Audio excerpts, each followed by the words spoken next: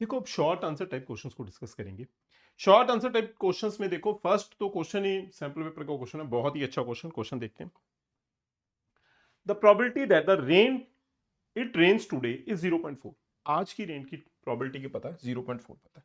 देखो मैं इसे ट्री डायग्राम के अकॉर्डिंग थोड़ा सा देखता हूं। क्या अगर मैं टुडे रेन के ऊपर बोलता हूं तो वो कितनी प्रोबेबिलिटी है कि हो जाएगी 0.4। ठीक है जी। और टुडे नॉट रेन क्या हो जाएगी, नॉट रेन, ये मैं टुडे के लिए कर रहा हूं पहला केस, 0.6 हो जाएगी ना। क्योंकि देखो होने की प्रोबेबिलिटी कितनी पता, 0.4, और नॉट होने की कितनी पता, 0.6। अब इससे आगे देखना कि ये तो डे 1 हो गया। अब डे 2 में क्या है, इफ इट रेन्स टुडे, अगर आज रेन हो गई, the probability that it will rain tomorrow is 0.8।